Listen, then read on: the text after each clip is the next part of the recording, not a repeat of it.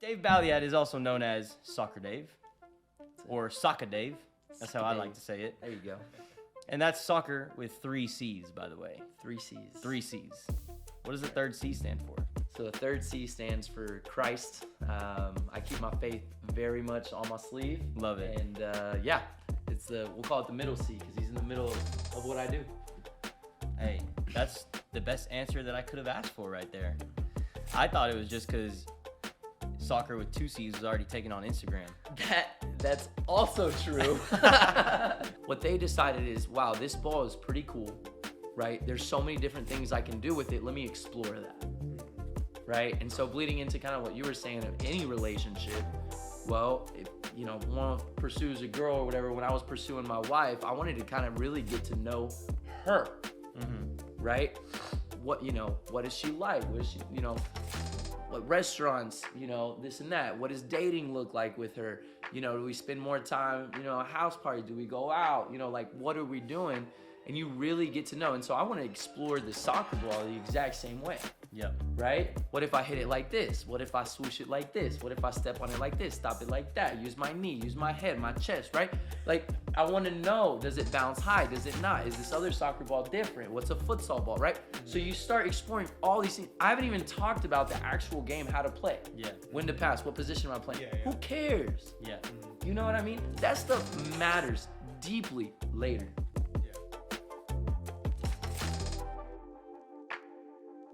Hello, friends. Welcome back to the Footy Pod, where we discuss important topics related to current trends in the world of football and talent development. I'm your host, Sean Afkhaminia. That's my co-host. How's it going, Sean? What's your name? Evan Bozman. They know this by now, right? I don't They feel know like this they by do. now. I don't feel like they do. know this by now. Can you at least turn the microphone towards you so people can hear your voice? Evan Bozman. Good, because I'm pretty sure in the last few episodes, no one was able to hear you. But we got that under control now, guys. And over there, that's my co-host, Mila. Say what's up, Mila. Mila! Hello. You're pretty. And today, we have a very special episode. My man, Dave Balyeat. Did I say it right? You got it right, yep. I got it right. That's it. Traveled all the way from Houston to be with us today. That's a 4-hour drive, guys. It's a 4-hour drive. He made the Privileged to be commitment. here. Wouldn't miss it. He made the commitment to be here. Dave Balyeat is also known as SocccerDave or SocccerDave. That's how I like to say it. There you go. And that's soccer with 3 C's, by the way. 3 C's. 3 C's. What does the third C stand for? So the third C stands for Christ. I keep my faith very much on my sleeve. Love it. And we'll call it the middle C because he's in the middle of what I do. Hey, that's the best answer that I could have asked for right there. I thought it was just because soccer with 2 C's was already taken on Instagram. That's also true. You gotta adapt. I'm telling you, we were, funny story, we were actually going with my friends over at Kingdom Initiative to film kind of one of the first, I guess, like SocccerDave's little kind of coming out party. Once we got back from Spain, from playing over there, I was like, okay, what's kind of the next chapter of my life going to be? And I was like, man, I just want to continue this influence that I have. I want to continue to use this talent that I have worked my whole life to get. I'm not just gonna let it go and move on, right? So I was like, man, what are we gonna kind of do? And I just kind of thought of SocccerDave, and I was like, that actually kind of has a good little ring to it. Oh, so absolutely. I was like, all right, let's go ahead and get this on Instagram. And it already had it, and I was like, That's here comes unfortunate. the whole thinking process again, Yeah. brainstorming. Yeah. Here we go.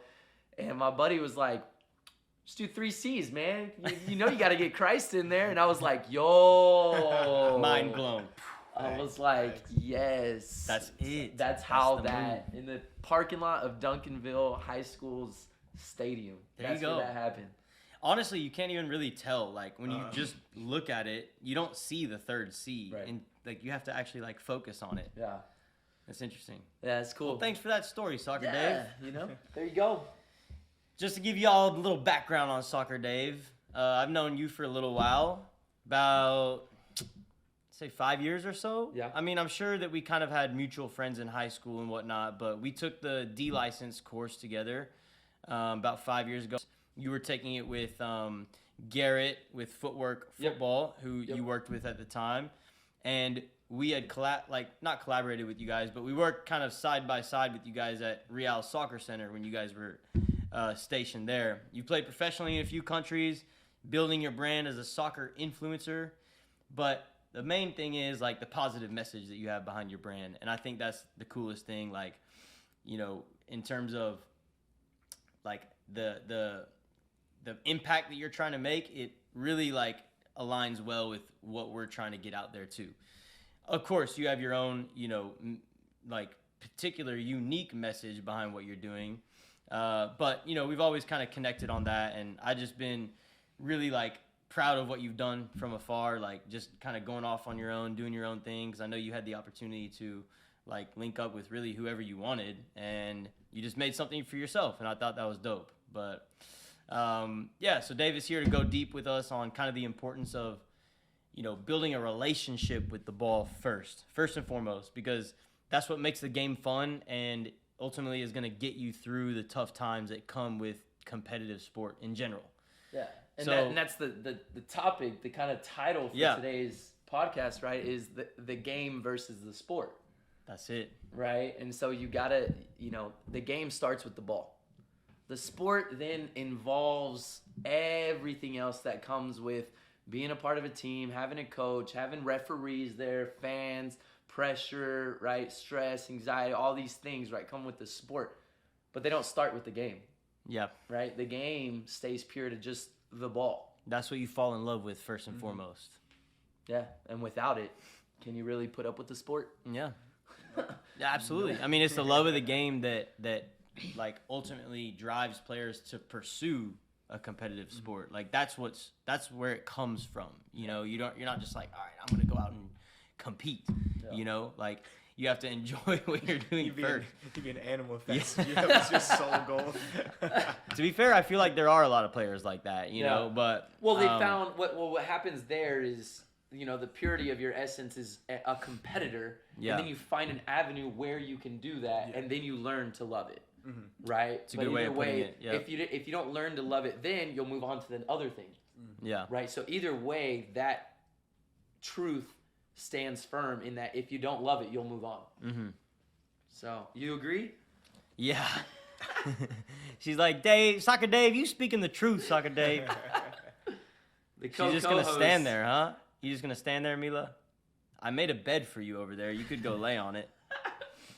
It's all right. You pretty. Here we go. You pretty. She just wants it on this. Yeah.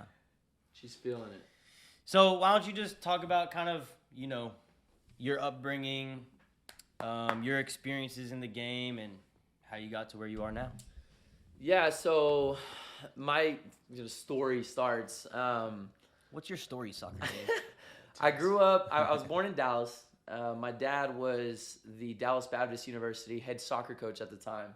And then, I didn't know that. It's cool. Yes. So, and then I ended up playing there. We got a lot. He also ended up coaching at Mississippi College. I played there my freshman year of college. So, literally kind of following in Dad's footsteps, right? I kind of have one of those stories. But when I was five or six, my parents decided to move to Argentina. So, me, my two sisters, my parents, we packed up, we moved over there. My dad wanted to... his kind of passion and purpose and calling, if you would, was sports shouldn't be something where violence is found. Yeah. And so he set out to pursue fighting. Oh. Get her off the couch. Get her off the couch. Get her off the couch. Get her off the couch. Oh, shit. This is going to make a great blooper. That's for sure. What did you eat?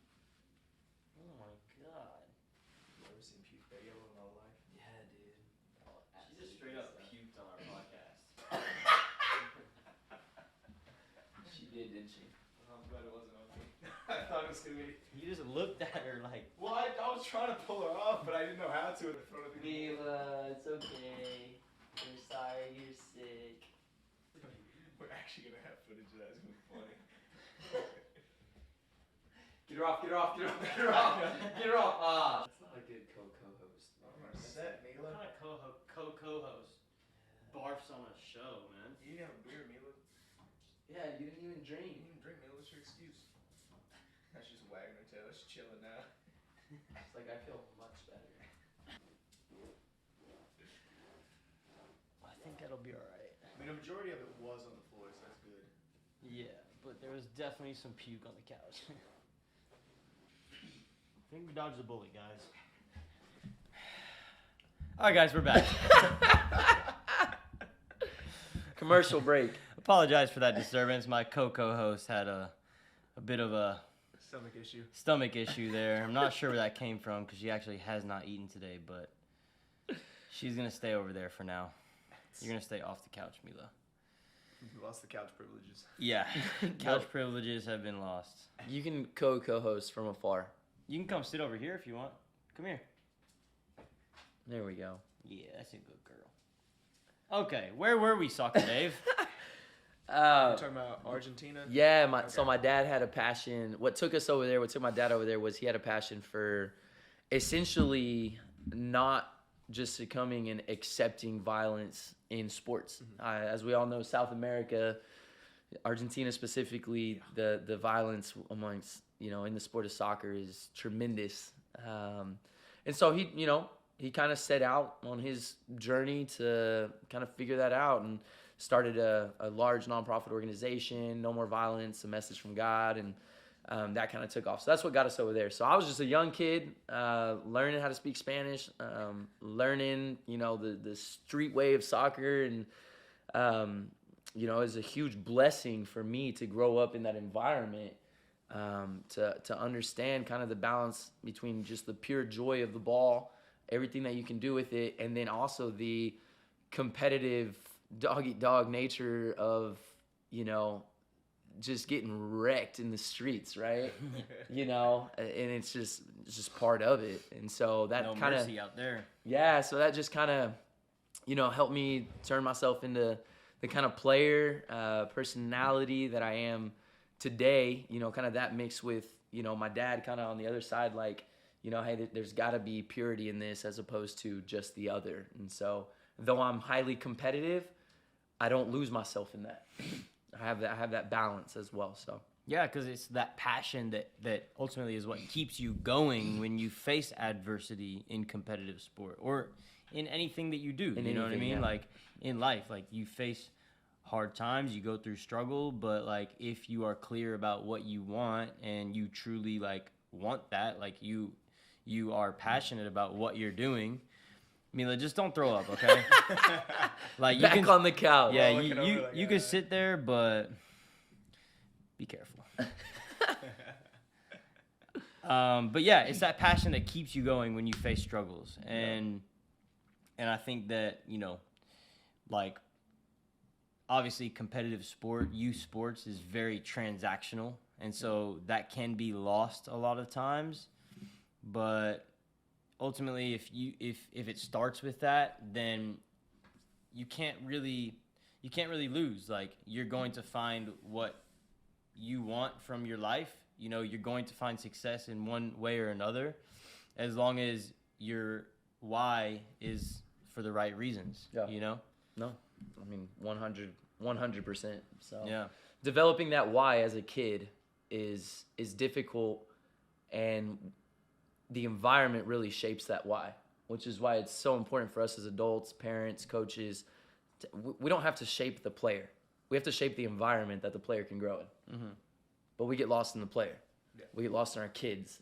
We get lost in trying to tell them what to do, how to do it, as opposed to just being in control of the environment, right? Teachers, that a lot of times teachers are taught to control the environment of their classroom, right?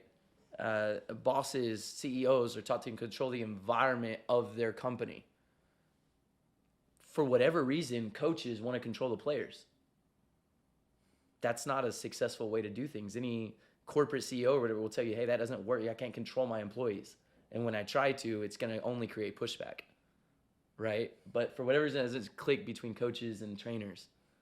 So how can coaches and trainers instill that passion in the players? What kind of environment can they create? How can they create that environment? Did y'all actually, I think, was it yesterday? A lot of quotes have been coming out about Sir Alex Ferguson. as Yeah. of lately. It's either all coming out now or I'm following the right pages now. And Yeah. they've been posting I for a think long I've time. seen the quote that you're referring to. So he said one of the things that we always did at Man U was just say well done, Yeah. right? Because He we said wanted he never did that in training, right? He Yeah. never criticized someone. no, Yeah, because yeah. you want to instill a sense that the player's doing things right? Because if I'm constantly questioning what I'm doing or how I'm doing it, am I gonna kind of play free and unleash what I know how to do, or I'm gonna play scared and with those nerves and not really know, right? Which, let's be real, that kind of seems to be the culture currently at Man U, right? Yeah, it's horrible. They don't really know. There's no sense of identity. Am I doing it right? Am I not? I don't know what's going on, right? So when you talk about creating a certain environment, let's just start there. Let's just start with, But is that the reason, or is it just because they have players that don't get it? Like they have a lot of young players that don't know how to win. Like you're talking about, like Alex Ferguson days. Of course, he developed like the environment there. Like he built that culture. But at the end of the day, he had winners in that team. Yeah, but are we going to say that Giggs wasn't young when he stepped on the field for the first time? No, of course not. Of course not. But he had Ronaldo, players I to look mean- up to that were legends in their own right, That's I true. think it's the fact that he was able to stay there for a good amount of time to where he could actually build something that he wanted to do. Build a culture. Yes. As opposed to now, it's like it's so just money driven, business driven that they don't even give a coach more than like 2 years to actually build something, and then the coaches they're bringing in aren't coaches that are actually going to build something. Yeah. Like. Well, then let's. And let's I go think- ahead and go ahead. Well, I just think that quote, like, I understand the point of it, and I'm sure that it is a truthful statement that he's making, but it probably is not taken in total context because there's no way he's going through like sessions with probably at his time the greatest teams in the world, right? And not picking things apart and Right. not like. There has to be some criticism, or else how do you develop that identity? How do you develop that resiliency in players too? Because that was one of their biggest strengths. Like Man United at that time were just the most resilient teams. Like they would never die, and like that comes through struggle, through adversity. Like he must have created an environment of struggle in training to make them comfortable in those situations in games too. Well, I think. Yes, and yeah, it's no secret that Sir Alex Ferguson was also the hammer when he needed to be, right? That's what So- I'm getting at, right? But- Because but there's here's- been plenty of stories so- about, So the more trust that is built, this is just a relationship thing, right? I could use my dad for example, but we could use a boss or whatever. If they constantly instill, "Hey, I trust you. Hey, you are doing a good job." Yeah. Right? Then when he comes down with the hammer, there may be a couple, "Oh, screw you," a little fighting match, but at the end of the day, hey, I know you got me. Yeah. So I'll bring it back and I'll give you my best, right? Which is what you're talking about adversity hits. Can I count on you to give me your best? Well, hell yeah, I'm gonna sell out for you, bro, because I know you. So you there still is that truth in creating that environment that a later shouting match can be created, but the environment hasn't changed. Yeah, and there's no hurt feelings. No one's taking it personally because, like, everyone's working for the same common goal. Yeah, Rooney came out, I think, yesterday. It's just all this stuff is permanent right now. Yeah, That's why yeah. I'm talking about it. But he talked about how Sir Alex knew how to get the best out of Rooney, and it was completely different than how he got the best out of Nani. Right. Right? With Rooney, it was a shouting match every halftime. Because he knew that he could fire up Wayne, and in the Yeah. second half, dude was going to go out and do work. Wayne Right? Rooney's just an angry guy. You look at him; he looks angry. So, but with Nani, it was maybe something different. But it doesn't change the fact that each one knew Sir Alex Ferguson cared about them deeply, personally. And at the end of the day, they truly believe. Because the same way I got to believe you when you get onto me, and that I am doing things wrong. I have to believe you when you say good job. How many coaches or people have we heard good job from, and we're like, Exactly. probably just saying that. Exactly. Yeah. I don't really trust him. Right? So that's exactly it, right? If that quote were like taken literally, which when it's posted in that manner, like, of course, people are going to take it literally. If you're just saying well done to every single thing, then it doesn't mean anything, Put you the ball know? in the stands. What Yeah. the- Right. Yeah, exactly. Yeah. So it's like, yes, like that was probably a true statement to a certain extent. Yeah. Yeah. but there's another side to it as well. Yeah, but I do believe, in the how to create that environment. I do think it does boil down to being honest, you know, and developing that trust that bleeds into a certain environment of, hey, I believe you, I trust you, I'll sell out. And then obviously when mistakes happen, that's when stuff goes down, right? But then that's where that part that you're talking about, are we resilient enough to get through this, right? But I think that it starts with creating the right environment for development. Yeah. Yeah, and it's just all about, like, ultimately going back to how we started this discussion is building that relationship with the ball. And it starts with the fun in it, and you made a post recently, which is kind of how we got this whole conversation started and why I wanted to, I would have had you on the show regardless, but, like, the reason why I wanted to specifically bring you on the show is to talk about this specific topic. A lot of times, like, with individual training, that relationship with the ball is forgotten, and so, like, building that relationship starts with enjoying yourself, enjoying spending time with the ball. Yeah. Just like building any relationship. Right. So one of the things that, and I'll speak for me personally, but I think it does bleed into other players that have done it. We could sit here and spit out goats like Ronaldinho, Neymar currently. But also just guys we haven't even heard of that can just do amazing things with the ball. What they decided is, wow, this ball is pretty cool, right? There's so many different things I can do with it. Let me explore that, right? And so bleeding into kind of what you were saying, of any relationship, well, if, one pursues a girl or whatever, when I was pursuing my wife, I wanted to kind of really get to know her, right? What is she like? What is she, what restaurants, this and that. What does dating look like with her? Do we spend more time, a house party? Do we go out? What are we doing? And you really get to know. And so I want to explore the soccer ball the exact same way. Yeah. Right? What if I hit it like this? What if I swoosh it like this? What if I step on it like this? Stop it like that? Use my knee, use my head, my chest, right? Like, I want to know, does it bounce high? Does it not? Is this other soccer ball different? What's a futsal ball, right? So you start exploring all these things. I haven't even talked about the actual game, how to play. Yeah. When to pass, what position am I playing? Yeah. Who cares? Yeah. You know what I mean? That stuff matters deeply later. Yeah, for sure. Later. Right? Yeah. Later. Well, what about the kids? Well, what about, bro, don't worry about that now, bro. We're just now getting to know her. Yeah. Yeah. You know what I mean? So, and that stuff built, and so that trust level, that relationship, if you build it solid, if you really get to know the ball, if you really spend time with it, you learn how to do anything and everything with it, it'll get you through the adversities. Right? It'll get you through certain scenarios in the game, certain situations where pressure, anxiety, stress comes in later, right? We can get through this together. It's like you said, it's no different than any other relationship. You build those core values, hey, we can get through anything. 100%. So do you think players that have that natural love for the ball, do they have a different motivation to overcome struggles in competitive sport as they come? Like in when it gets to that level, like obviously there are going to be struggles, there's going to be adversity.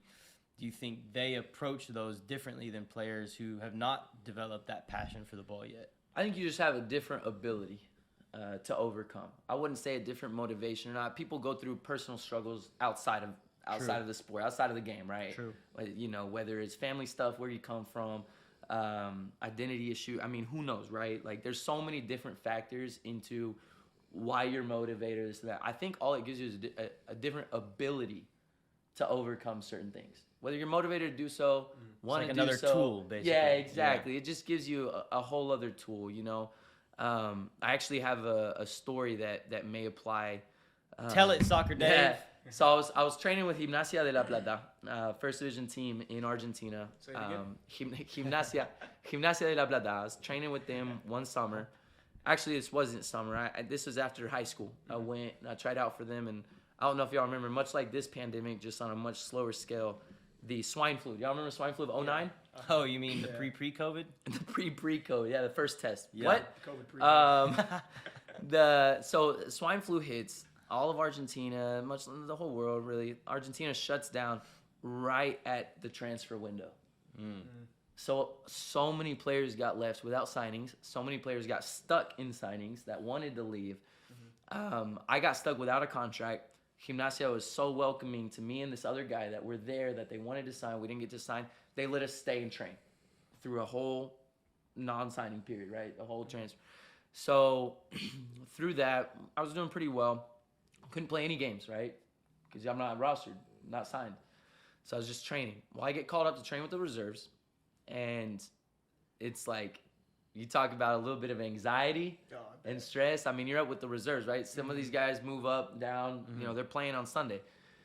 And we're doing a functional training where the ball gets moved through the midfield, bumps out wide, hit a long switch. I was on the side where a long switch was coming, so I had to bring that down, take a touchdown line, whip it across. Okay. That was my job, right?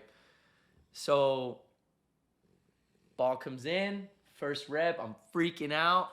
I bring the ball down. The ball seems like it's in the air forever. Dude, don't even talk to me about it. I mean, my heart's beating right now thinking about it. Ball comes in.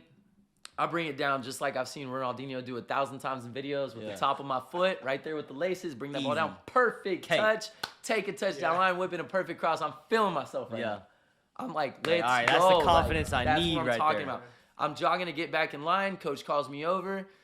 He said, "What's your name?" I tell him my name. I'm like, "Oh, shoot, I'm getting asked my name. Let's go." He literally said, "Don't ever do that again." I'm over here like, do what? Like, bring down the ball perfectly, take a perfect tail, whip in a perfect. Do exactly what you asked. Like, don't do what? Yeah. And he said, "Don't ever use that part of your foot to bring down a ball again, ever." And he literally said, "Who do you think you are, Ronaldinho?" And I was thinking, I'm like, crap, man, that's one of the only ways I know how to bring down that ball. Like, I've never trained to bring down a switch with the inside of my foot. Like, I know that's like the most common way to do it.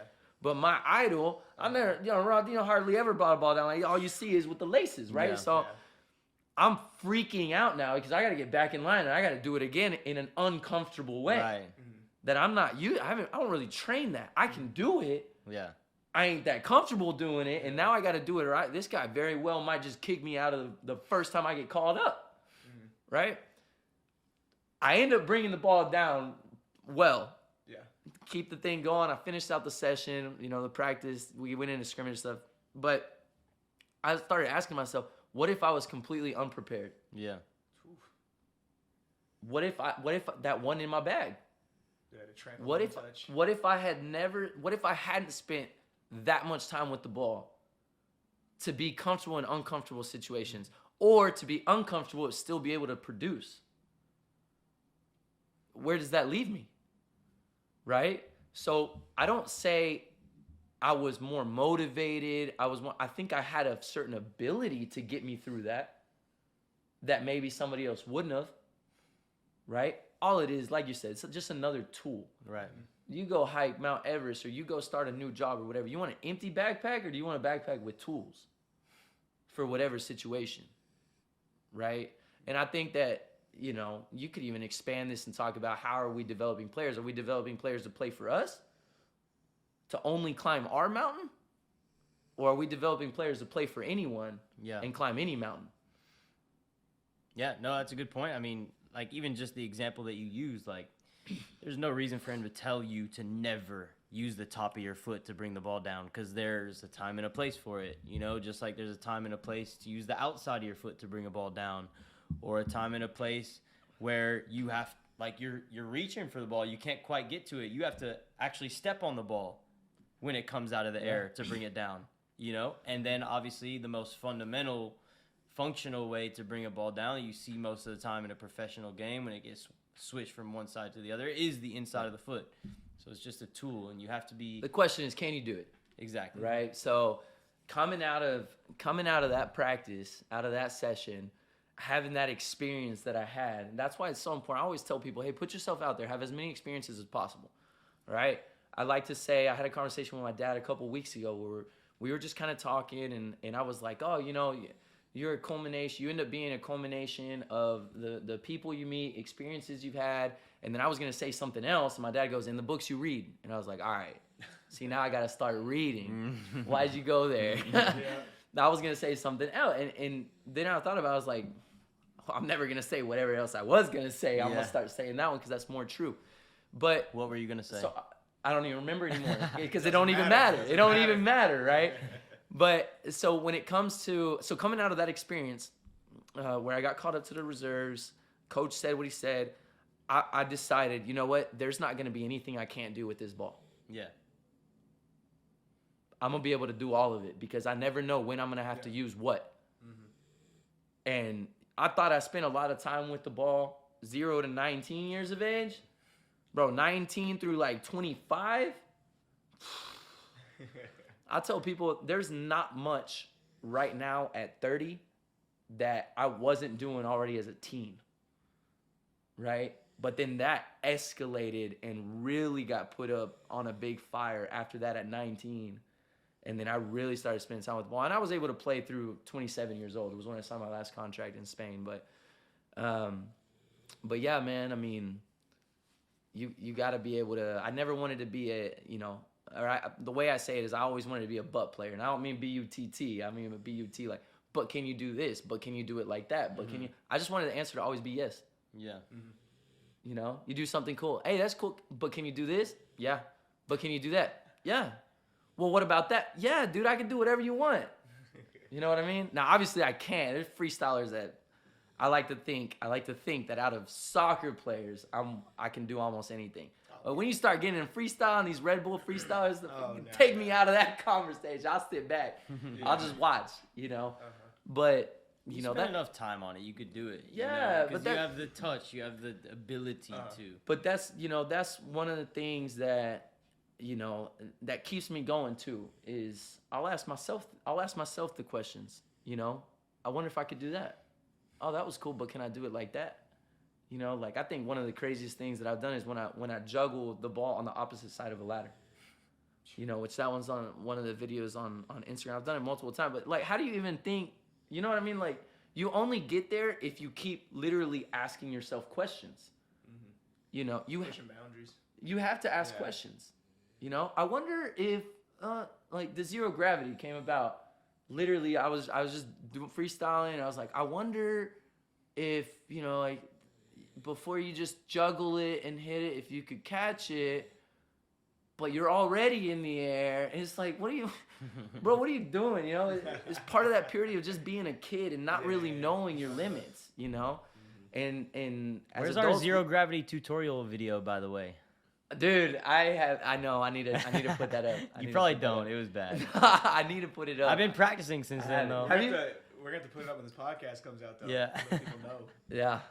That was fun. A crazy move, man. The SocccerDave dance, I need to put that one up, too. Next time we do a session, I'll be able to do it well enough. I need to go to y'all. I need to go to y'all's lab. We'll do it. To get me in there. That first session I did after y'all did the recording of that thing. I was like going through with each of the kids I had to see if they could do the SocccerDave dance. Yeah. All of them ended up getting it pretty quick. Perfect. Yeah, it's not difficult. The hardest part, quote unquote, of it is actually being able to go to the beat of a song.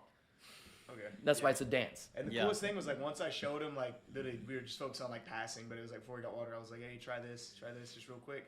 And then every time I sent him for water, it was just he was over there drinking his water and then just trying to do the dance. And I was like, that's where it comes from, man. Like you just get them hooked on something that they're just like so focused on trying to accomplish. Yeah. Does that have anything to do with the sport? No. No.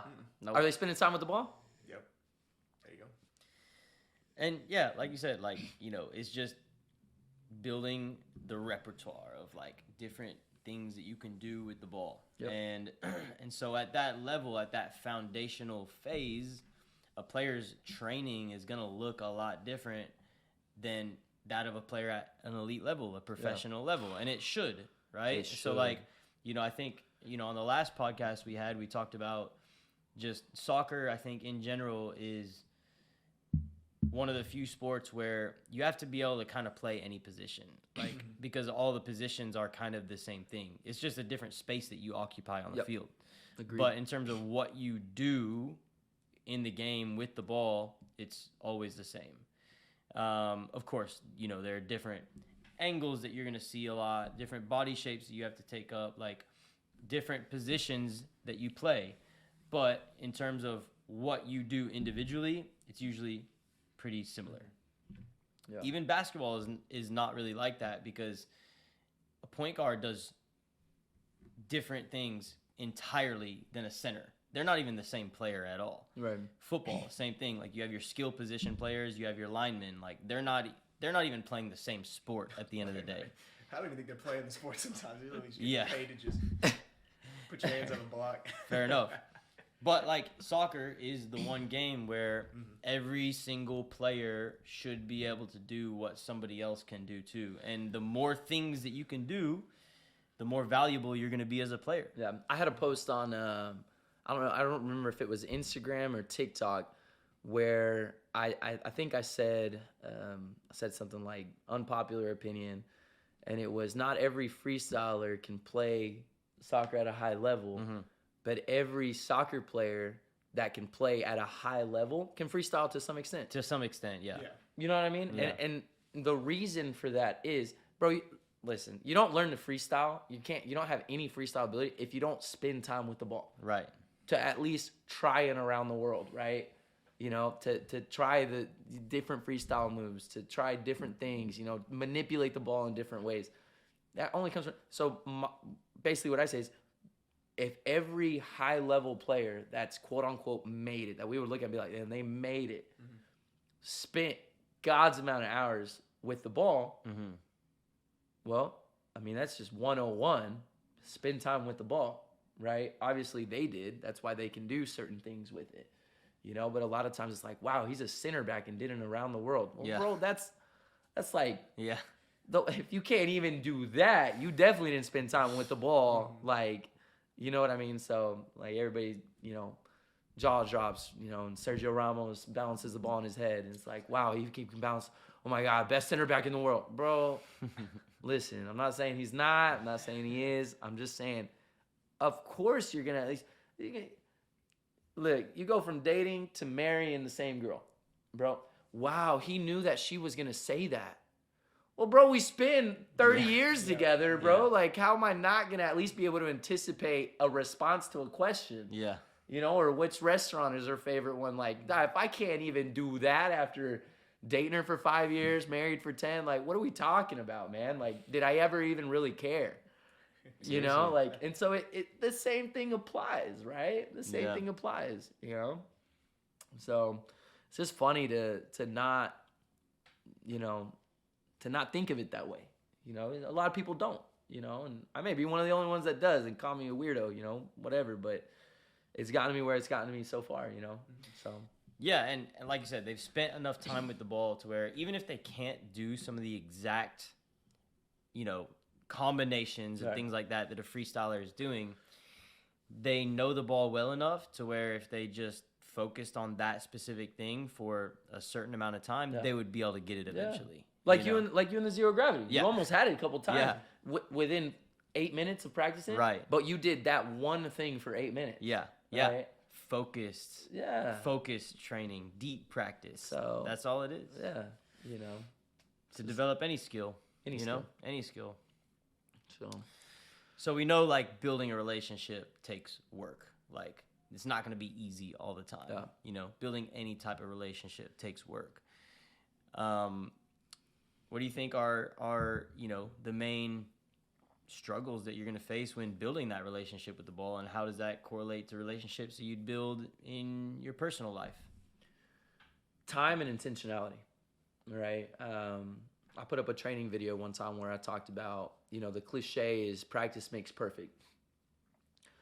Intentional practice with a purpose may make perfect in that specific thing you were working on intentionally, right? So in that exact environment. Yes, exactly. Yeah. So it does boil down to details.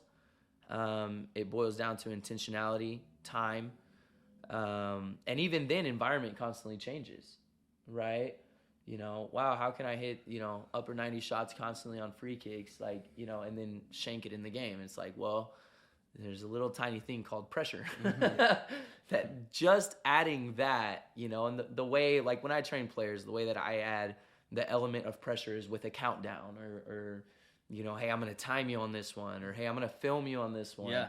You know, and it's like, they just did it 15 times in a row perfect. All of a sudden you add the element of pressure, and they crumble. They literally can't even remember what to do. Yeah. The filming one is what gets That's a me. big one. That That's gets a big it all one. the time with me. That's a big one. All the time. I work with a player right now who's, he plays ECNL. He's U15. Like, he's a good player, but, like, he's in his own head throughout the whole session. I ask him to do simple things, and he struggles with it because he's putting so much pressure on himself that he can't just be in the moment and focus on the things that he's supposed to do. Yeah. And, I mean, don't even pull a camera out, because then it'll just, this session will just drop off real quick. But Yeah. it is, you definitely want to try and create that pressure, that environment in your session as much as possible. And you want to teach the player how to welcome it. Yeah, Because exactly. if you fight it, it's never gonna work. And that's what I keep telling them. It's like, you're gonna make mistakes in a game. The best players can work through them. Right. If you can't work through a mistake in this training session where you're just you and the ball and me and maybe a camera, right? And I don't even care whether you make the mistake. Right. Then how are you going to be able to do that in a game? You can't. No. You can't. And so it's like, you definitely have to create that environment within the session to get them comfortable with the real world, you know? The real world meaning the game, right? Or, any other area that you're working to be successful in. Like, that's when the pressure is real. Yeah. And that's when you want it. I got a player down in Houston that, he does a lot of skills. He knows all the skills, and he does them. And he does them in game, and he's shifty. And he was going to go play a tournament, a final in a tournament. And I was like, hey, just keep doing those skills. Just keep doing you. You know what I mean? Yeah. He goes, no, not in this game. It's a final. And I was like, this is when you want to do it the most. Yeah. This is when everybody's watching. This is, nobody cares about the semi. Nobody cares about, this is the final, homie. This is really, why do it anywhere else? This is where you got to do it, And I'm not, everybody goes, oh, he's a skiller. It's not real football. Look, the point is, can you do what you do without pressure, also under pressure? Right? Yep. That's ultimately what it boils down to. You're used to scoring goals. For whatever reason, you can't score in finals. You're not even the trickster. You're just missing headers when you just bang 9 in the first 4 games of the tournament, and now you can't hit one in. So whatever it is, it doesn't have to be skills, right? Can you do it under pressure? And that's what mastery is. Like, mastering any craft. It's not just being able to do it when you're alone in your apartment, in your training environment. Like, it's being able to do it when the spotlight is on you. That's what separates the best from the rest at the end of the day. At the end of the day, can you do it when it matters, right? Absolutely. Watching NFL playoffs right now, can you do it when it matters? Right? I mean, Cowboys can't. No, Can't, man. They It's can't. crazy because any sports like that, it's like they all did it when it mattered, and they're at that level now, and then it's like a whole nother. But can you do it when it matters here? And it's like no. so. But since we're already out this year, it's already time to start saying we'll win the next Super Bowl. Keep it damn clean, baby. I'm over it. Sorry. Don't give Sorry up. I said Don't that. give up. Look, Don't I'm a give up. Cowboys fan. I'm just also awake and knowledgeable of what's going on. Yes. It happens, yeah. I started boycotting last season, and this whole season I couldn't even watch because I was like, I already know what's gonna happen. I already know. Like, I can't even get into it because I was just mad all season long from last year and the year before and the year Zone before. that out, man. You Man. gotta pretend like it never happened before. So I wish I could. But I'll tell you this. We'll keep it relevant to footy. When I do my performances at the sidekicks, right? Mm-hmm. That's pressure. That's pressure, right? That's pressure. That's not they me only practicing. got 500 fans or something. That's It's still a lot. I mean, there's probably first 500 got little soccer ball's probably over 1,000 people there. Okay, but, fair enough. I mean, they there to still. see SocccerDave though. Let's be honest. Nah, Sidekicks having a good year. I'm just Sidekicks playing. Y'all turning know it I'm around. playing. Turn it Y'all around. know I'm. Gotta be cordial. I'm playing. It's not the same getting on the beam at the church. Yeah. Right. Where you guys help me out. That's the behind the scenes footage that the people need Yeah. to see. SocccerDave. Yeah. So doing that, I got lucky. I didn't fall at the Sidekicks game, but I dropped the ball a ton on the beam, which I was not happy about. at all. Because that's the second time you performed. Right. So you're saying you dropped it more than the last time. I think so, yeah. Really? Yeah. I also did more, though. I did more. I did the push-up on the beam. I didn't do that the year one. I freestyled on the beam. I didn't do that year one. Year one, I just juggled across it, right? So there's also, I'm thinking about more. Yeah. I love how But- you said, I just juggled across it. I'm just like, Guys, just to put that like in perspective, okay? When we were with SocccerDave, helping him with his practice, warming up for this performance, we had Evan jump up on the beam, and the man could barely catch the ball with two hands and Yeah, stay man. up without I falling got over. 2 juggles and then had to give up. So, yeah, it's pretty ridiculous. That's like one of those things that's up there with like juggling on the other side of a ladder. It's like, what really were you thinking when you decided to try this? And, we go into that. But yeah, man, I mean, can you deal with that? What is it that gets you through that? And it's the hours, it's the comfortability. And then I think the third piece, which we could argue which is more important or whatever, but having a strong sense of purpose, identity, trust in yourself, where, it's like the cliche, well, I was kind of born for this. Mm-hmm. I don't know if I was or wasn't, but I do know that if I don't embrace it, in essence, what I'm doing is rejecting it. Right? Am I going to reject my identity, my purpose? What kind of a life is that? Right? How much time is going to be wasted before I'm like, you know what? This is what I'm supposed to do. Let's go, And then that's also what gets you through mistakes, right? Because a mistake doesn't define me. Right. A mistake doesn't define a player, right? Especially through development at a young age, right? And we have to culminate that. We have to create the environment where they won't feel judged or identified by their mistake or, held accountable to a degree where that's now who you are until you prove me otherwise. Bro, the kid's 10 years old, dog. What are we talking about here? Mm-hmm. And so, helping the next generation, helping a literal child, right? Not necessarily just a soccer player. This is a kid. They go to school. They, have to do school projects. They got so much going on. They feel judged. Who knows what? Today somebody said something mean at me because I was wearing, a certain brand, and that brand sucks. My dad says that brand sucks. Like all this stuff. These kids going through all these things, right? And then on top of that, they got to deal with the pressure, which is what we're talking about, of having to perform for so-and-so coach who expects me to do this right. And it's like, how do you even form an identity, right? How do you even form any type of sense of having a purpose greater than this first touch? You know what I mean? Mm-hmm. Like, we don't understand sometimes the service or disservice that we're doing with the environment we're creating. Absolutely. I agree. So how can coaches and trainers then, we talked about how to create that environment and how to instill the passion in their players, but then how do they maintain it when, things do get more competitive? I think that's why nobody can judge who's actually going to make it. Yeah. I don't know if that's up to us. Yeah, it really isn't. It comes down to the player. It comes down to them. Yeah. That's kind of even what you've been talking about with your players. Yeah. Yeah. Once you reach a certain level, I was talking to a couple parents, was it yesterday, the day before yesterday, where, they were kind of getting into the whole, oh, so-and-so. We're talking about 8-year-olds, bro. So-and-so's really good, man. They just got it, And I'm over here like, bro, if Chelsea, Man City, Man United, Real Madrid, Barcelona, if they can't control who the next big guy will be and get it right every time, who the heck are we to start looking at 8, 9, 10-year-olds and try to decide? We don't know. Yeah. You got no clue, man. Yeah, the parents saying that as well are the ones that definitely have no clue. Yeah. Because at that point, it's literally just which kid's the fastest, which kid's the biggest.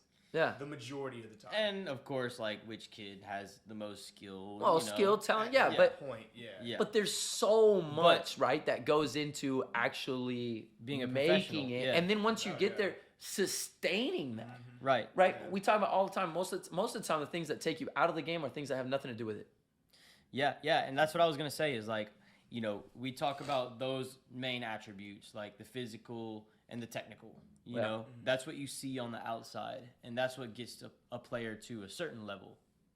But then once they're at that level, it's the mentality. It's what's inside that really determines whether they make it or not. Yeah. And then off the field decisions and and stuff, and that's why. And that all comes down to their their mentality. Yeah, are they professional enough to, like, block out distractions, to commit to their sport fully, like to emotionally deal with things going on off the field. Yeah. Right. To emotionally, and so, there's just there's so much that goes into, and I know I'm kind of beating a dead horse, man, but so much that goes into human development, right? That you have to intertwine with player development. Because if not, you get a real good player that's got no clue about life. They're going to sabotage any possibility that they have of doing it. I mean, how many players do we know that, man, they had it. They had everything. One of the most talented guys ruined an opportunity in Spain, ruined an opportunity at the MLS, ruined an opportunity. It's like, how are they ruining all these opportunities? Like, do they not have anything in here, And it's like, who knows why or what happened but most of the time, or quote unquote, like they got alcohol, drug, they'd rather party, right? And so we could even go into that, right? If you can't get your life settled outside, how are you ever going to get it settled inside? Absolutely. Yeah, I think that kind of, you brought up Neymar earlier, and I think he's a great example to use in that situation. Like, yeah, he's accomplished everything at the highest level. So you can't really, like, knock him for the way that he is. But at the same time, he could be so much more. He could be so much more as a player. Yeah. Like, he should be the undisputed greatest of all time with the qualities that he has. Yeah. But he's never going to be considered that. Never. And, this documentary that just came out on Netflix, I don't know if you've seen it yet. I've not watched it through yet. So I was don't spoil it. I won't spoil it, but he wants to talk about it now. He can't. I'm about to talk about it regardless. He leaves Barca, bro. He leaves Barca. In case you didn't know. I got it. World record fee. Yeah. That's okay. That's what it's about. In case you didn't. I guess who joins him. Yeah. Make sure. Messi. What? Anyways, with him, it's like, okay, he was putting out that documentary to show people who he is, give people a better understanding of, like, what makes him tick, and hopefully, make people like him a little bit better, which, if you're putting out a documentary, like, that's going to be the main reason for that anyways, right?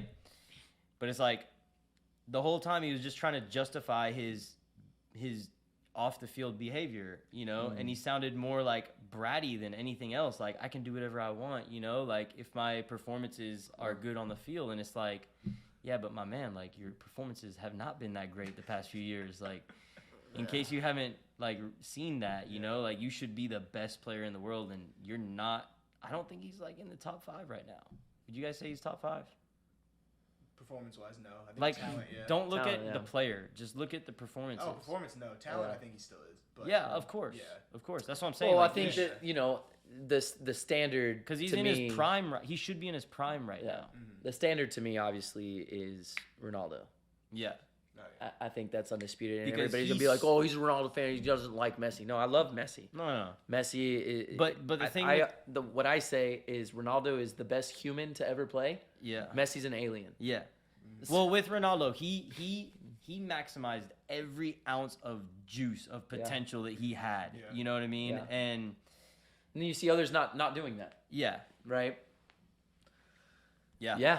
I mean, how do you judge that? How do you, are we just going to... I mean, it's hard, right? Because you can't expect everyone to maximize every ounce of juice. Yeah. Right? That takes a whole separate quality. Mm-hmm. I mean, because you could even spin it the other way, and Neymar would be worse if he didn't samba more. If he didn't keep that little spark of joy alive more. He'd be a worse player. He'd probably just stop playing. I don't know. So, it's so hard now. Perfect scenario, yeah. Every single ounce of everything is maximized like Ronaldo does, and everyone does it. Mm-hmm. Right? Wow. Mm-hmm. How many more like the whole sport would elevate, right? It'd be unreal. You have superhumans all over the world. Yeah, but then again, how quickly would us as fans succumb to now that level of expectation? And then the moment somebody, drink a water instead of a body armor, he doesn't actually care about hydration. Yeah. It's like, so we're always going to blow things out of proportion, right? Of course. But no, I mean, I'm not saying I disagree. Well, and that is the lesson here, right? Like, it is a player's mentality, their passion that separates them at the highest level. Yeah. You get there with your ability, the way, like, what you've done, like, physically, technically, to develop your game. But once you get there, what's going to carry you, what's going to, give you longevity through your career is the love, because that's what's going to get you through, like, all the struggle. And bringing it back to Neymar, like you said, maybe the way that he is the reason why he's been as successful as he is. I got a question. I don't know the answer, so this will be a good little conversation. Do you think Ronaldo loves the sport more than the ball? Yeah. I think with Ronaldo he does. I think with Messi it's probably the other way around. What about with Neymar? I would say he loves the ball more. More than the sport, right? Yeah. So I don't know. I don't know. It's just something to think about, right? Because there can be both. I think that there is a potential danger for players to pursue what the sport may have to offer, or what the game may have to offer, as opposed to just pursuing the game, right? Now, the flip side of that is, if you're so freaking highly motivated and you just tick different, and your motivation is everything that it can offer, and you're going to freaking go get it and do anything by any means to achieve everything that it can offer, then yeah, man, you're Ronaldo and Tom Brady, and you're eating guacamole ice cream. You know what I mean? Like, That sounds pretty good. I just don't know that. I just don't know that most are gonna do that, and that's where you get the super separators, right? Yeah. That's where you get the super separator where, it's like I don't only just love the ball and the game, but I love this life and this lifestyle that I have achieved because of it, and I'm gonna respect it to a certain degree. I think that's maybe what could be more said about, and I think this is how fans judge. Does he not respect the millions that he's getting to perform? Does he not respect the fact that I'm a fan and that I want to see this at a higher level? Does he not? What a lack of respect. Wait, he's just trying to go out there and have fun, but he doesn't understand. You know what I mean? Like, that's really where we come from, right? That's really where we come from when I don't know. It's just interesting to think about, like, both sides, and that you can still achieve the highest level by one, which is what I'm saying. And the whole point of this podcast is, hey, look, let's just fall in love with the purity of it, and that'll keep you going as you succeed. And then the other is, bro, I don't care about how much fun I can have with this thing. I'm literally trying to get to a point where I can feed my family in the next 4 generations. So I got to go get these millies, bro. Yeah. You know what I mean? Yeah. And both are good reasons, right? I don't think we should shun one, Agreed. to do the other. Agreed. Just, I think the only thing that I'm saying is, I do believe that most of the talent, skill set, opportunities, abilities, we talked about having as many tools in your tool bag. I do think you're only even going to allow yourself to have those. You don't spend time with things you don't like, right? Yeah. Right? Yeah. We just, no, I don't really like that. On to the next thing, right? So when it comes to the pursuit of playing pro, if that's your goal, or the pursuit of just simply getting better, right? If you don't have a love for it, I mean, it's dead, right? So that's where the whole point is. You have to figure out how to love the pure essence of the ball. Even Kobe talked about how when he was a kid, he didn't fall in love with the sport of basketball. He fell in love with the basketball. Yeah, the grooves. The grooves on the ball, how it bounced how it The sounded sound, bouncing on a court versus on cement sidewalk, right? Like Those are the things. So he's constantly with the ball. You know, what does the net sound like if it only hits the net? Yeah. You know, what if it hits the backboard? And then, you know, like, so those are the things. So, you know, you kind of have both. I think we all agreed that Ronaldo could give. He doesn't really care about, you know, the ball or what it can do. And I think maybe one day he did, but I think he was also like, okay, I got to be able to do these things if I'm going to make noise. And I have to make noise because I want to be the best. Yeah. Right? Cool, man. Like, heck yeah. We could also make an argument that Kobe was the best in his craft to ever do it. And he did it a completely different way. You know, I'm not saying Ronaldo didn't do it as a kid. Like, I don't know. I haven't sat down and talked to him, right? But he did play a lot of futsal. Like, I mean, when he first came Yeah. up, like, that was his biggest strength, was his, you know, creativity, his flair on the ball. You know, obviously, like, as he's gotten older, he's adapted and changed his game, and you have to do that His mindset when you get older. Yeah. But it's just fun to also think like, okay, you could still end up the greatest of all time or in the discussion with two completely different ways of doing it, right? Which is also important to us as adults and as, you know, player developers and trainers. We can't judge one or the other. We just have to help cultivate, Yeah. right? Hey, that's what you want? Okay, let me help you. You know, I'm going to hold you to that freaking standard. Yeah. Right? Oh, you just kind of want to have fun? Cool, man. Let's have as much freaking fun as possible. Let's play as many games as possible. Let me teach you different things you can do with this ball, right? And then maybe later they cultivate to a great player for the sport, right? And then they're able to go through that because of the love and the fun, right? So there's so many different ways to get there, you know. But what's always said out there, oh, there's only one way.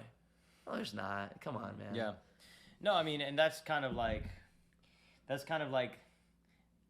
the main drive behind everything that we're trying to cultivate with Footy Factory too. You know, we're trying to build a network, a community of trainers under our brand, but also outside of our brand too, collaborating with you, collaborating with other trainers in the area or around the country or around the world. Like, we know that every trainer that is training players, you know, at that level where they're promoting themselves, they're, you know, putting it out there, they're trying to build their own business, like, they must be doing something right. Even if it's not exactly what I do, Right. they've got to be doing something right. And so nobody's wrong, right? Like, and you know, even just the way that we kind of shifted our business when COVID hit, because we used to have teams and, you know, it's very competitive. Like, we don't want our players going and training with other people because those are our players. Like, we need them to train a certain way in order for our teams to be productive in terms of getting results and you know, promoting our brand well in the general public. But when we shifted gears and became just a supplemental training service, that competition factor went out the window because there's enough for everyone to go around. It has to. It has Yeah, to. and even for me, like, it's no sweat off my back if one of my clients is also training with another trainer outside of Footy Factory. Like, I'm still, like, getting paid for the time that I'm spending with him, so that's not an issue. And ultimately, it's the player is the most important thing. And if he's getting training from me, I know my training is going to be a little bit different from, you know, the next guy. So it's all going to complement. It's all going to complement each other. Yeah. So it's only going to be good for the player. Like, who am I to say, like, he's not supposed to do that, you know? Like, well, it boils down to what I said earlier, right? Are we training them to do our stuff or to be able to do any stuff? Yeah. Right? And ultimately, that's what our training is it's a little bit of everything and then put into very specific game scenarios. Of course, at a younger age, that's not as true as when we start working with more advanced players. But it is very, like, our training is supposed to be game related, you know? Of course. So that brings me to my next point is, like, when do we get to the point where that needs to be more of a focus, right? Like, we talked about, like, it needing to be more, you know, focused on the ball at the foundational level. At what point do we start to focus more on the functional training? I mean, you can plug that in anywhere, but I think in terms of, like, well, I mean, you have two things to look at. By functional, I mean, you like, have position specific. Right. Well, you have two ways to look at development, right? You have, you know, kind of development, like, let me just show you a lot of things, teach you as much as possible, and then you have production based, right? Well, when do we move on to production? Well, when production matters. That's different for everyone, right? When production matters for one kid could be different than when production matters to another kid. Or, you could have two 13-year-olds, right? We could argue, well, by 13, production really matters. Sure, for the guy playing ECNL. Yeah. For the other guy playing rec league and, hoping to make his high school JV team. I don't know. Like, let's just kind of keep figuring it out, dude. You're not there yet, But now, there's still 5 years before they're both 18. I'm not going to sit here and judge both. Yeah, I'm not going to sit here and judge both 13-year-olds and be like, this guy's going to make it. This guy, hey, dude, have you thought about picking up an instrument?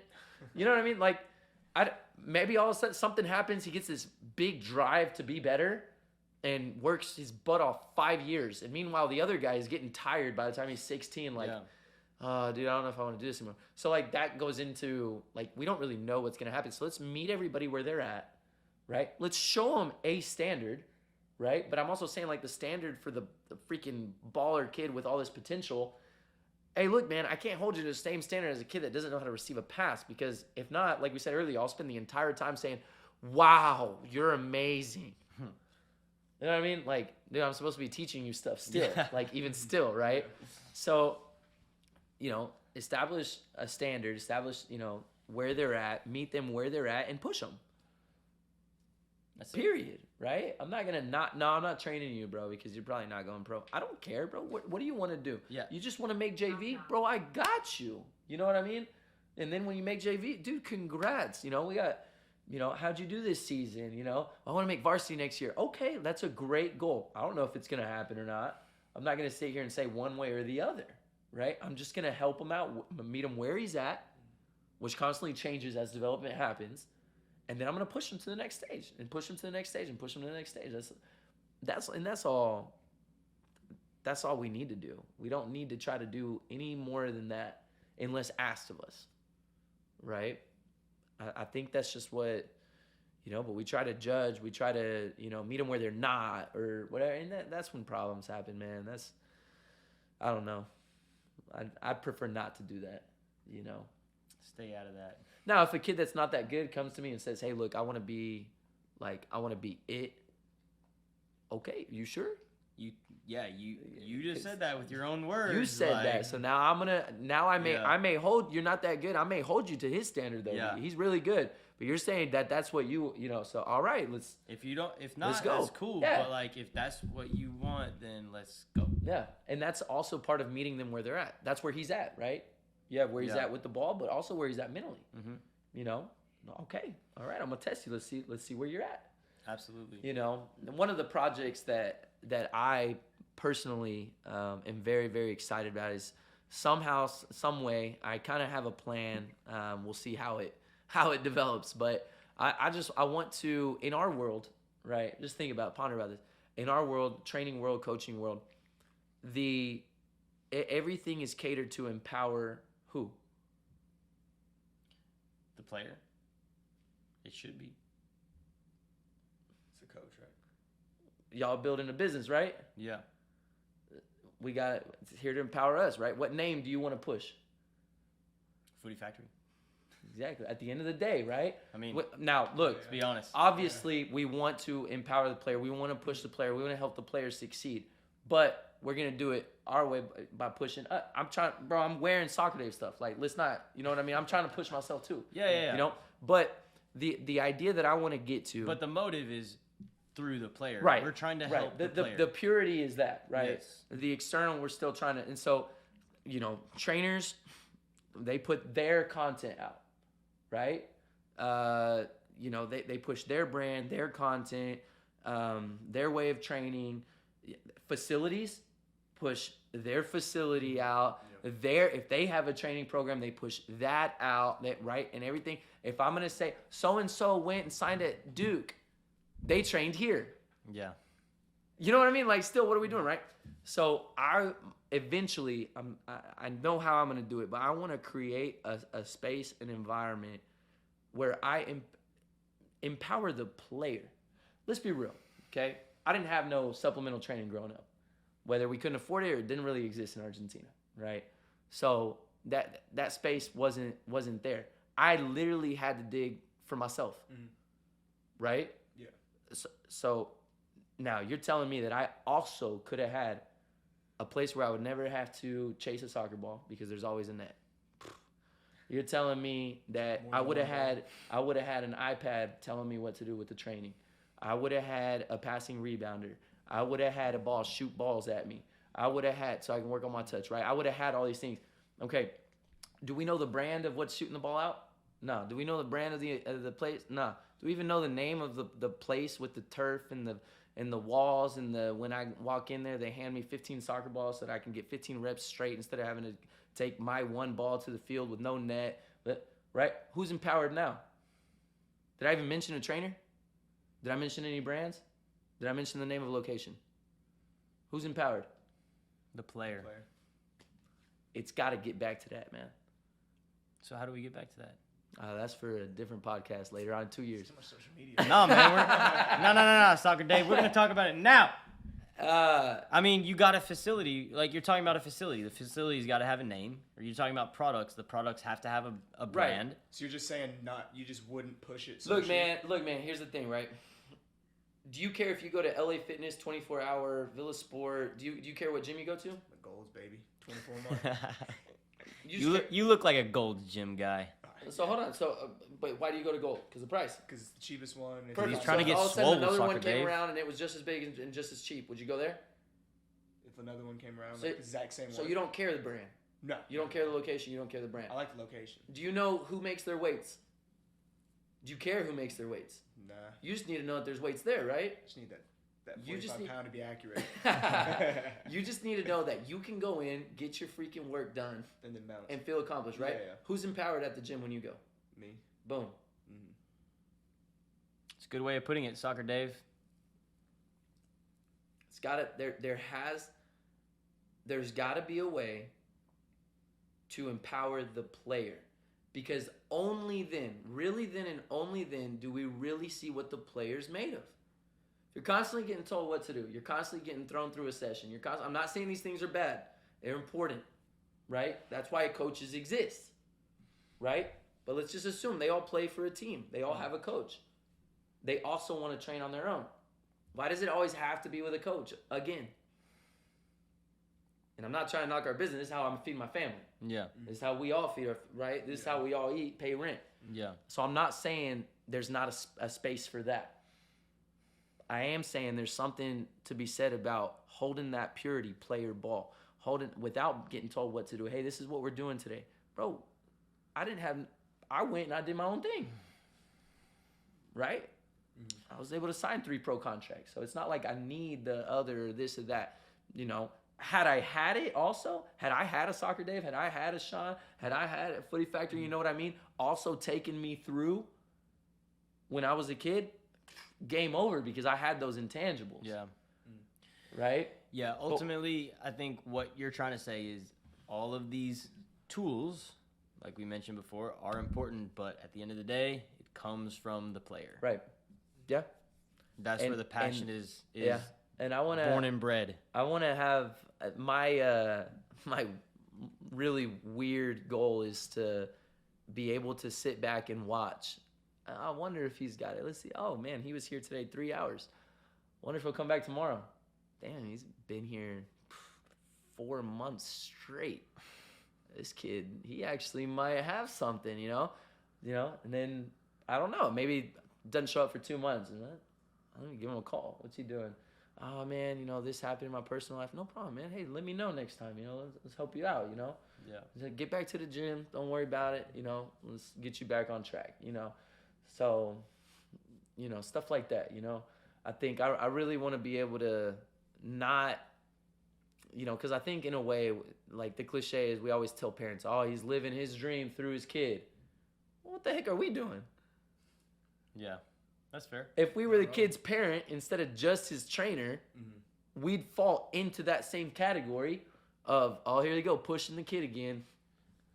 I mean, I'll be honest. Like, I'm doing this because this is what I'm passionate about. Yeah, no, like, me too, right? I mean, me too. I just said, this is how I feed my family. And I love doing it. Yeah, and I've created a lifestyle that is exactly what I had envisioned when I was younger. It's a little bit different, obviously, like, but I get to be involved in the game. I get to play with the ball every single day. Like, that's my dream, you know? Mine too. We're living it, bro. Yeah. Literally living it happily. Yeah. Yeah.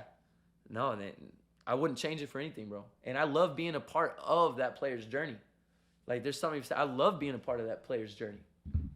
Sometimes I want to sit back, not be a part of it, and just wonder. Yeah. I wonder what they're doing on their own time, you know? And a lot of times, let's be real, a lot of times we don't do much on our own time because we don't have that space on our own, right? Who brings the 15 soccer balls, the player or you? That's me. Me too. Right? Who brings the rebounder, the player or us? That's me. Us. Who provides the spot to train at that has the net so that we don't have to chase who? Oh, we chasing balls. Hey, been there. You know what I mean? It's us, right? I wonder. This is the ultimate question that I hope to not answer, but be in a position where maybe I find answers. All right, player, you have everything you need. You have it. If you want me to, you can ask for me. But you have everything. You don't need me for the 15 soccer balls. You don't need me for the rebounders. You don't need me. You know what I mean? Yeah, I get what you're so saying. I didn't have all that. So the same way that you're saying now to create the space that you wish you had when you were a kid. Yeah. Right? I literally want to create that space for the player without me being there. But I'll be there because I love what I do. Yeah, right? That's what we're talking about. I'm gonna be there. But so that's what. But you don't need to drive them forward. Like, you're just providing them the tools. Yeah. They can do what they want. And So we'll it's see. essentially the same as going to a gym and using the weights and then getting a personal trainer when you're Right. at the gym. Exactly. If you want that too, go It's ahead. there, yeah. If not, right? But Yeah. like for example, I'm spilling too many beans right now, but the indoor facility. Yeah, FOOTYPOD's all about, we'll cut this off 20 minutes early. Well, indoor facilities, right? Can you go whenever you want or when they're open? It's definitely not 24/7. Cool. Even when you go, are they gonna give you all the soccer balls they got, or you go in with your own ball? I mean, you got to get the space first. Like, Yeah, you got to book Yeah, that you gotta book space. the You got to space. maybe, like, give them your ID to reserve a ball or something like that. Yeah. Imagine if you didn't have to do that. Yeah. Would they be there more? I don't know. I want to know who will. That's what I'm saying. I want to know. I want to know who's gonna do it. You know. And then those that, because I didn't have all that, and I did it without all that. Imagine had I had all that. So I want to provide it for those that are already doing it. Hey, look, I see you. Come over here. Yeah. You know what I mean? You were already doing work. I see you. You only got 3 balls, man. Come over here, bro. I'll give you 25. You know, keep doing your thing, though. I'm not going to keep doing your thing. You know? Are you just passing against the wall? Perfect, man. That's what I did when I was a kid, too. Hey, here's 5 different types of rebounders in case you want to do 5 different things that require each specific rebounder. You know what I mean? Yeah. And then just see. Let's see. Yeah. You Then at literally that point, have it's- everything you need. Only time will tell. At that Only point. time will tell. Because only time will tell anyway. Yeah. Even with us. The truth always reveals Yeah. itself. Yeah. Even with us around, 3 sessions booked a week. Wow, man, this kid's really putting in work. Mom's really putting up the money. Yeah. You know? Yeah. Still, you have no idea what's going to happen. Right. So we're all playing a waiting game anyway, an effort game anyway. Right? I just, when I was a kid, the last thing, again, our space is very niche, very important. I believe in what I do. I do think it helps. We all believe in what we do, and we do fundamentally do believe it helps. On more levels than just soccer. For another high-level player to look at you and say, hey, man, look, you're doing a good job. What type of confidence, self-esteem booster is that, right? That you can't get if you're just alone. Yeah. Right? So there's a lot more that we give other than just player development. We give human development. Absolutely. Right? Identity building, self-esteem, confidence. So there's a lot of that in our space too. But when I was growing up, and it was just me in the backyard or in the house against the dog, the couch, whatever, and I only had that one ball because the other one got bit by my dog, so now it's flat. You know what I mean? That's his ball now. And then all of a sudden, you're telling me, hey, Don't ever worry about buying another soccer ball again. Don't ever worry about, hitting the ball against the couch. And you're still doing it when you're at home at midnight, whatever. But come over here. That's what I wish literally, when I was a kid, all I wanted was green grass, an actual size soccer goal. Green grass, an actual size soccer goal, and as many balls as I wanted. Because I could not, to this day, I can't stand chasing balls, man. Yeah. I can't stand getting 1-2 reps and then going to go. I cannot stand that. Like, to this day, I'll go film, bro. I'll go film content. I'll literally take all 20 soccer balls with me to film a freestyle video. Yeah. Because God forbid I mess up this freestyle. The ball goes 15 yards away. Nah, just let me get this other one right here, bro. Like, pet peeve, bro. So that's all I wanted. Rebounders didn't exist back then. Like all this new soccer innovation stuff, which is doing a great job, by the way. Shout out. And now for me, Lexa coming out with a bunch of stuff. Shout out. That I didn't think about all of that. I just wanted the pure essence, this purity, to be bigger. I didn't want extra. I just wanted the pure thing to be more. Right? I still didn't even want the other stuff. So that's what I want to provide. I love it, man. I love it. From the first moment we met, we clicked, we connected on a deeper level than just like, your casual, like, acquaintance. And I think it's just because of like the energy that you have. Like, I really like, resonated with that. I really like, just how passionate you are about everything, because I see myself in you a lot, and I'm sure you feel the same way about us, which is why we're sitting here and doing this episode. And hey, we're living our passions through our gifts, through our talents, and believing in them enough to literally go for it, you know? And that's people click. People that are on the same roads, they click. Yeah. And you don't click with somebody outside of it, Absolutely. So my last question for you, SocccerDave, is, what advice do you have for players, when they struggle for form, or they find that love, the passion that they had kind of diminished, the flame has kind of been, fanned out a little bit? How do they get their confidence back? What do they do? Yeah, I think it's important to understand why that may be happening. Yeah. You want to treat the issue or put a Band-Aid on it and say that you're helping. Right? So I think it's very important to form, as trainers, as coaches, the most important thing we can do is form a personal relationship with our players. Right? And so part of doing that is really getting to know them. So if something's happening, you got to know why it's happening. And then as they tell you, there might be a different antidote, right? So it may be different for everybody. But I think a lot of things that have been happening to my players in Houston specifically, some of them is I'm forcing them to get uncomfortable. A couple of them in their personal lives, literally. Because I'm also a mentor, right? That's what we are also, right? I mean, so you force them to get uncomfortable. What part of getting uncomfortable is now you're in a new process, and in order to grow, and we know these things because we read books, we listen to podcasts, we watch the YouTube videos. Oh, growth is uncomfortable. You got to get out of that circle, and that's when things happen, right? And even for me personally, how do I take my business, my brand to the next level? Well, I have to learn how to use softwares. I have to learn how to, do things that I haven't done. You know what I mean? But when I force players to get uncomfortable, to learn a new way of controlling the ball, or a new, hey, look, let me teach you how to play this different position. Coach, I'm used to playing center back. They got me playing right wing at high school because I'm fast, I have a good touch, and so now I'm playing something, I'm uncomfortable doing it, right?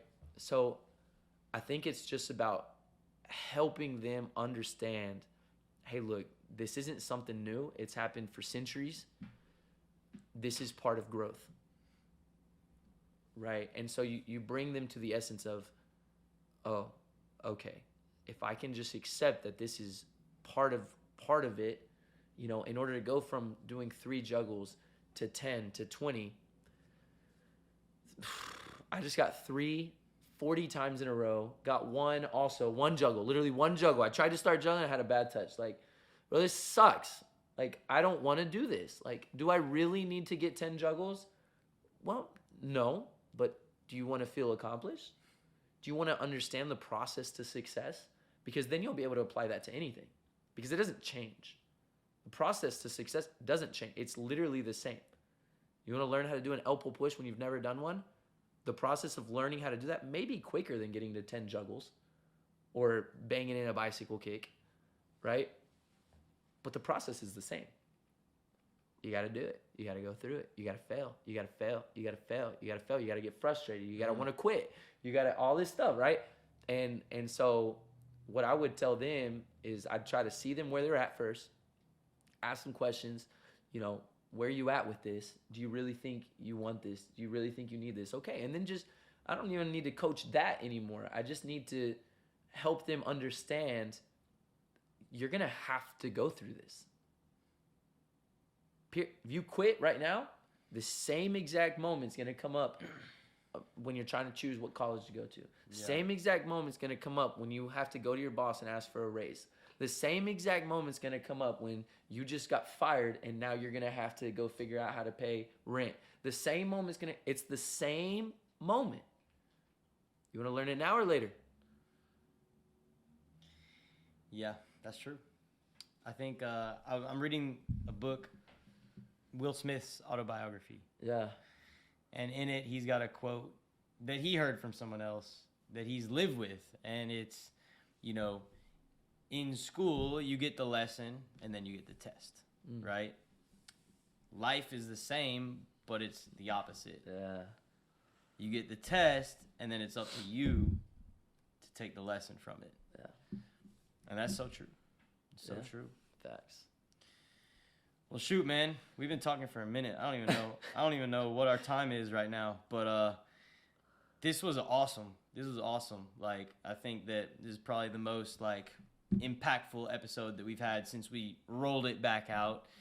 And, you know, if y'all are still listening to this, I appreciate you guys tuning in. Thanks for staying with us. Appreciate you hanging out. You were probably on a long drive like me earlier today. Yeah. Man, I couldn't even really hop in at times. There's just so much wisdom in here. So much wisdom. Man. Yeah, you didn't talk much, man. We got to get you up in this, dog. I slowly started to talk more, and then y'all were going at it, vibing. You were saying something. My bad. No, y'all fine.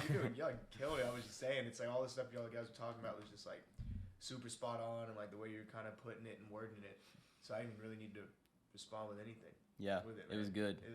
It is like he was saying. It's really cool to see like your drive and your passion for it. I appreciate it, man. Really cool, so man.